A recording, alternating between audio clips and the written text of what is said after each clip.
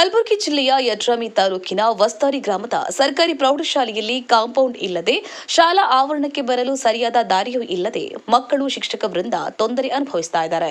ಶಾಲೆಗೆ ಬರುವ ರಸ್ತೆ ಸಂಪೂರ್ಣವಾಗಿ ಕೆಸರುಮಯವಾಗಿದ್ದು, ಮಕ್ಕಳು ಶಿಕ್ಷಕರು ಚಪ್ಪಲಿಯನ್ನ ಕೈಯಲ್ಲಿ ಹಿಡಿದುಕೊಂಡು ಕೆಸರುಮಯ ರಸ್ತೆಯಲ್ಲಿ ನಡೆದುಕೊಂಡು ಬರಬೇಕಾಗಿದೆ.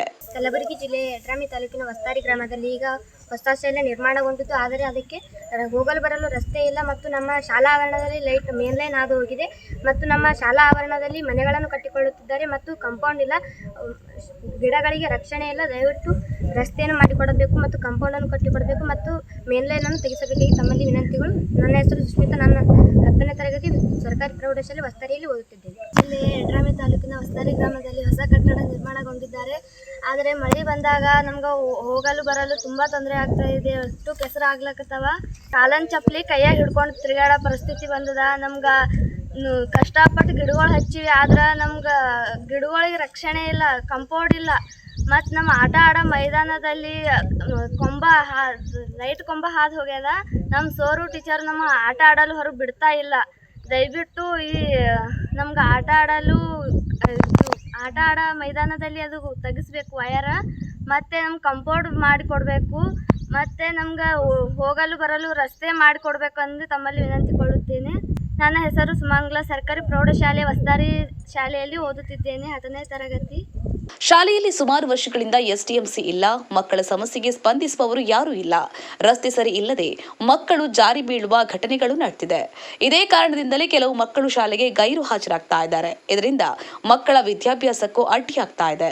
ಪೋಷಕರಿಗೂ ಮಕ್ಕಳನ್ನ ಶಾಲೆಗೆ ಕಳುಹಿಸುವ ಬಗ್ಗೆ ಆತಂಕ ವ್ಯಕ್ತಪಡಿಸ್ತಾ ಇದ್ದಾರೆ. ಇನ್ನು ಶಾಲಾ ಜಾಗವನ್ನ ಆಕ್ರಮಿಸಿಕೊಳ್ಳಲಾಗುತ್ತಿದೆ ಎಂಬ ಆರೋಪಗಳು ಕೇಳಿಬಂದಿದೆ. ನಮ್ಮ ಊರಿಗೆ ಒಂದು ಸುಮಾರು 10-12 ವರ್ಷದಿಂದ ಇದು ಈ ಥರ ಗೊತ್ತು ಆಗೇ ಆಗ್ತದೆ. ಕೇಳಿದ್ರೆ ಯಾರೂ ರೆಸ್ಪಾನ್ಸ್ ಮಾಡಲ್ಲ. ವಿಡಿಯೋನ ಬಲ್ಲಿ ಹೋದ್ರೆ ಅವ್ರು ಏನಂತಾರೆ, ಇಲ್ಲ ಬಜೆಟ್ ಇಲ್ಲ, 15 ಹಣಕಾಸು ಬಂದಾಗಿ 3-4 ವರ್ಷ ಆಯ್ತು ಬಂದಿಲ್ಲ ಅಂತಾರೆ. ಅದ್ರಾಗಿ ಎನರ್ಜಿದಾಗ ಇಡ್ರಿ ಅಂತ ಕೇಳಿದ್ರೆ ಎನರ್ಜಿದಾಗೂ ಇಡ್ಲಿಕ್ಕೆ ತಯಾರಿಲ್ಲ. ಹೋದ್ರೆ ಅವ್ರು ಅನುಕೂಲ ಬಂದು ಯಾವ್ಯಾರ ಒಂದೊಂದು ಸಣ್ಣ ಇಟ್ಕೊಂಡಿಕ್ರೆ ಪೈಲ್ ಎಲ್ಲರ ಕೆಲಸ ಆಗಿದ್ದು ಇಟ್ಕೊಂಡಿಕ್ರೆ ಬಿಲ್ ಹತ್ಕೊಂಡು ತಿಂದುಬಿಡ್ತಾರೆ. ಮತ್ತು ಹೊಳೆ ಕೇಳಿದ್ರೆ ಬಜೆಟ್ ಇಲ್ಲ ಅಂತಾರೆ. ಮತ್ತು MLA ಸಾಬ್ರಿಗೆ ಕೇಳಿದ್ರೆ ಈಗ ತಾನೇ ಉದ್ಘಾಟನೆ ಆಗ್ಯದ, ಮುಂದಿನ ಬಜೆಟ್ನಾಗ ಇಡಮ್ಮಂತ ಅವ್ರು ಅಂತಾರೆ.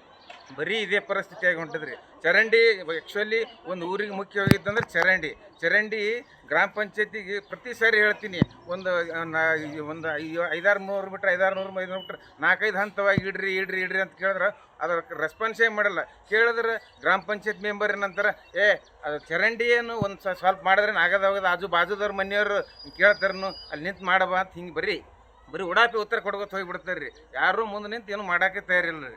ಇಲ್ಲಿ ಯಾಕಾಗಿಲ್ಲಪ್ಪ ಅಂದ್ರೆ, ಇಲ್ಲಿ ಮೊದಲು ಗೌರ್ಮೆಂಟ್ ಏನು ಮಾಡಿತ್ತು, ಶಿಕ್ಷಣಾಧಿಕಾರಿಗಳಿಗೆ 4 ಎಕರೆ ಜಾಗ ಕೊಟ್ಟರು. ಆ ಜಾಗ ಕೊಟ್ಟಾಗ ಈ ಬಿಲ್ಡಿಂಗ್ ಬಸ್ಸಲ್ಲಿ ಖುಲ್ಲಾ ಜಾಗ ಇತ್ತು, ತಿಪ್ಪಿ ಹಾಕಿದ್ರು, ಅದನ್ನು ತೆರವುಗೊಳಿಸಿದ್ರು. ಆದರೆ ಒಂದು 4 ಜನ ಏನು ಮಾಡಿದ್ದಾರೆ, ಆ ರೋಡ್ ದಾರಿ ಏನು ಆಗಬೇಕು, ಆ ದಾರಿಯಲ್ಲಿ ಒಂದು ತಾತ್ಕಾಲಿಕ ಶೆಡ್ ಹಾಕೊಂಡಿದ್ದಾರೆ. ಅವರು ಶೆಡ್ ಕಿತ್ತಲಾರ್ದ ಬಿಟ್ಟಿಗೆ ದಾರಿ ಇದಾಗಲಕತ್ತಿದೆ. ಅದರ ಸಲುವಾಗಿ ತಾವು ತಹಶೀಲ್ದಾರರಿಗೆ ಮನವಿ ಮಾಡುತ್ತೇವೆ, ಅವರು ಬಂದು ಅವರನ್ನು ತೆರವುಗೊಳಿಸಿ ನಮಗೆ ಅನುಕೂಲವಾಗುವಂತೆ ದಾರಿ ಮಾಡಿಕೊಡಬೇಕಾಗಿ ವಿನಂತಿ ಮಾಡಿಕೊಳ್ಳುತ್ತೇವೆ. ಅದೇ ರೀತಿಯಾಗಿ ನಮ್ಮ ಸರ್ಕಾರಿ ಪ್ರೌಢಶಾಲೆ ಆವರಣದಲ್ಲಿ ಮೇನ್ ಲೈನು ಹಾಯ್ದು ಹೋಗಿದೆ. ಅದರಿಂದ ಮತ್ತೆ ವಿದ್ಯಾರ್ಥಿಗಳಿಗೆ ತೊಂದರೆ ಆಗುತ್ತೆ. ಅದನ್ನು ಬೇರೆ ಕಡೆ ಶಿಫ್ಟ್ ಮಾಡ್ಬೇಕಂತೇಳಿ ತಮ್ಮಲ್ಲಿ ಗಮನಕ್ಕೆ ತರುತ್ತೇವೆ. ಅದೇ ರೀತಿಯಾಗಿ ಈ ಶಾಲೆ ಒಂದು 2 ತಿಂಗಳಾಯ್ತು ಉದ್ಘಾಟನೆಯಾಗಿ, ಸುತ್ತ ಕಂಪೌಂಡ್ ಇಲ್ಲ. ಕಂಪೌಂಡ್ ಇತ್ತಂದರೆ ಗಿಡ ಮರಗಳು ಚೆನ್ನಾಗಿ ಯಾರು ಬೇರೆಯವರು ಶಾಲೆ ಆವರಣದಲ್ಲಿ ಬಂದು ಏನು ರೈತಕರಿಗೆ ಮಾಡಲಾರ್ದಂಗೆ ಅನುಕೂಲ ಆಗ್ತದೆ.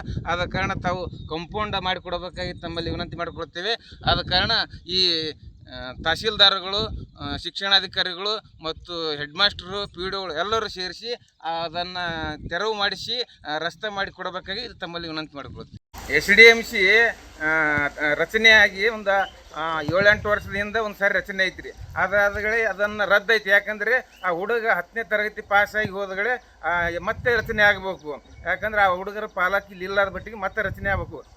ಕೇಳಿದ್ರೆ ಹೆಡ್ ಮಾಸ್ಟರ್ ಏನಂತಾರೆ, ಆಯಿತು ಮಾಡಮ್ಮ, ಮಾಡಮಂತೇಳಿ ಪಿ ಡಿ ಒಗೆ ಲೆಟ್ರ್ ಕೊಟ್ಟು ಬಂದೀನಿ ಅವರೊಬ್ಬರು ಬರಬೇಕು ಅಂತ ಮತ್ತು ಪಾಲಕರಿಗೆ ಇದನ್ನು ಕೊಟ್ಟು ಯಾರು ಪಾಲಕರು ಬರ್ಲಕ್ತಾ ಇರಲಿಲ್ಲ ಬರೀ ಉಡಾಪಿ ಉತ್ತರ ಕೊಟ್ಕೋತಿ ಮುಂದೆ ಹಾಕೋತ ಹೊಂಟ್ರೆ ಯಾಕೆ ಹಾಕೋತ ಹೊಂಟ್ರೆ ನಾವು ಯಾರಾದರೂ ಅಲ್ಲಿ ಅಧ್ಯಕ್ಷರಾದ್ರೆ ಹಿಂಗೆ ಯಾಕೆ ಮಾಡಿಲ್ಲ ಸರ್ ಯಾಕೆ ಬಂದಿಲ್ಲ ಊಟ ಯಾಕೆ ಸರಿ ಹಾಕಿಲ್ಲ ಕೇಳ್ತಾರಂತೇಳಿ ಅವ್ರೇನು ಮಾಡ್ಲಕತ್ತಾರ ಈ ಅಧ್ಯಕ್ಷನೇ ಮಾಡೋದೇ ಮುಂದಾಕೋತ್ ಹೊಂಟ್ರಿ ನಾವು ಪ್ರತಿ ಸರಿ ಹೋಗಿರಿ ಒಂದು 10-12 ಜನ ಹೋಗಿ ಕೇಳಿವ್ರಿ ನಾವು ಏನು ಹೇಳ್ತಾರ ಅವರು ಆಯ್ತು ಮಾಡಾಮಂದಾಗೆ ಪಿ ಡಿ ಒಬ್ರು ಅಲ್ಲಿಂದ ಬರಬೇಕು ಅಧಿಕೃತ ಅಧಿಕಾರಿ ಒಬ್ರು ಬರಬೇಕು ಬಂದ್ಗಳೇ ರಚನೆ ಮಾಡಬೇಕು ಮತ್ತು ರಚನೆ ಮಾಡ್ಲಕ್ಕೂ ಪಾಲಕರು 70% ಪಾಲಕರು ಬರ್ಬೇಕಂತಾರೆ ಪಾಲಕರಿಗೆ ಹೋಗಿ ಲೆಟರ್ ಕೊಟ್ಟಿವಿ ಅವ್ರು ಬಂದಿಲ್ಲ ಅಂತ ಬರೀ ಇದೇ ಉಡಾಪಿ ಉತ್ತರ ಕೊಟ್ಕೊಂಡು ಹೊಂಟಿದ್ದಾರೆ. ಈ ಬಗ್ಗೆ ಪ್ರತಿಕ್ರಿಯೆ ನೀಡಿದ ಶಿಕ್ಷಕರೊಬ್ಬರು, ನಮ್ಮ ಶಾಲೆಗೆ ಶೀಘ್ರವಾಗಿ ಡಾಂಬರು ಅಥವಾ ಸಿಮೆಂಟ್ ರಸ್ತೆ ನಿರ್ಮಿಸಬೇಕು. ಇದರಿಂದ ಮಕ್ಕಳು ಸುರಕ್ಷಿತವಾಗಿ ಶಾಲೆಗೆ ಬರಲು ಸಾಧ್ಯವಾಗುತ್ತೆ, ಶಿಕ್ಷಕರಿಗೂ ಅನುಕೂಲವಾಗುತ್ತೆ. ಸಂಬಂಧಪಟ್ಟ ಅಧಿಕಾರಿಗಳು ತಕ್ಷಣ ಕ್ರಮ ಕೈಗೊಳ್ಳಬೇಕು ಎಂದು ಮನವಿ ಮಾಡಿದ್ದಾರೆ. ಮಳೆಗಾಲ ಆಗಿರೋದ್ರಿಂದ ಮಕ್ಕಳಿಗೆ ಸ್ವಲ್ಪ ಓಡಾಡಲಿಕ್ಕೆ ಶಾಲೆಗೆ ಬರಲಿಕ್ಕೆ ಹೋಗಲಿಕ್ಕೆ ತೊಂದರೆ ಆಗಿದೆ. ಅದು ನಮ್ಮ ಗಮನಕ್ಕೆ ಬಂದಿದೆ. ಈಗಾಗಲೇ ಇದು ಶಾಲೆ 4 ಎಕರೆ ಜಾಗ ಏನಿದೆ ಅದು ಶಿಕ್ಷಣ ಇಲಾಖೆಯ ಒಂದು ಕಂಟ್ರೋಲಲ್ಲಿದೆ, ನಿಯಂತ್ರಣದಲ್ಲಿದೆ. ಅದು ನಮಗೆ ಬೌಂಡ್ರಿ ಬೇಕಾಗುತ್ತೆ. 4 ಎಕರೆ ಇರುವಂಥದ್ದು ಒಂದು ನಕ್ಷೆ ಮಾಡಿ ಕೊಡಿ ಅಂತ ಹಿಂದೆ ನಾವು ತಿಳಿಸಿತ್ತು ಹೆಡ್ ಮಾಸ್ಟ್ರಿಗೆ. ಅವರು ಕೂಡ ಮೇಲಧಿಕಾರಿಗಳ ಗಮನಕ್ಕೆ ತಂದಿದ್ದಾರೆ. ಅವನ ನಕ್ಷೆ ಸಿಕ್ತು ಅಂತಂದರೆ ನಾವು ಯಾವ ಮಾರ್ಗದಲ್ಲಿ ರಸ್ತೆ ಮಾಡಿಕೊಟ್ಟಿದ್ದಾರೆ ಅನ್ನೋದನ್ನು ನೋಡಿಕೊಂಡು ಅಂದರೆ ಮೇಲಧಿಕಾರಿಗಳ ಗಮನಕ್ಕೆ ತಂದು ಒಂದು ರಸ್ತೆಯನ್ನು ಮಾಡುವಂಥ ಕಾರ್ಯ ಮಾಡ್ತೀವಿ.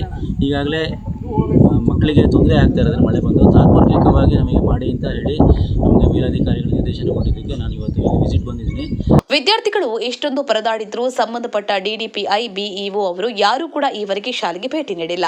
ಇನ್ನು ಶಾಲೆಗೆ 4 ಎಕರೆ ಭೂಮಿ ಇದ್ದು ಅದಕ್ಕೆ ಸರಿಯಾದ ಕಾಂಪೌಂಡ್ ಇಲ್ಲ. ಶಿವಪ್ಪ ನಾಗಬತ್ತಿ, ಮಲ್ಲಿನಾಥ ನಾಗಬತ್ತಿ, ಭೀಮರಾಯ ಯತ್ನಾಳ್ ಎಂಬವರು ಶಾಲಾ ಆವರಣವನ್ನೇ ಒತ್ತುವರಿ ಮಾಡಿಕೊಂಡಿದ್ದಾರೆ ಎಂಬ ಆರೋಪವಿದೆ. ಶಾಲಾ ಮೈದಾನದಲ್ಲಿ ವಿದ್ಯುತ್ ಲೈನ್ ಕೂಡ ಸಮಸ್ಯೆ ಆಗ್ತಾ ಇದೆ. ಹೀಗಾಗಿ ಸಂಬಂಧಿಸಿದ ಅಧಿಕಾರಿಗಳು ತಕ್ಷಣ ಈ ಎಲ್ಲ ಸಮಸ್ಯೆಗಳನ್ನು ಬಗೆಹರಿಸಿ ಮಕ್ಕಳ ಸುರಕ್ಷತೆಯ ಕಡೆ ಹಾಗೂ ಶಿಕ್ಷಣಕ್ಕೆ ಸೂಕ್ತ ವ್ಯವಸ್ಥೆಯನ್ನು ಕಲ್ಪಿಸಬೇಕಿದೆ. PR ಗುಡಿಮನಿ, ಕರ್ನಾಟಕ ರಾಜ್ಯ ವರದಿಗಾರರು. ಜೈ ಭೀಮ್ ನ್ಯೂಸ್ 24x7 ಇದು ಬಹುಜನರ ನ್ಯಾಯಕ್ಕಾಗಿ.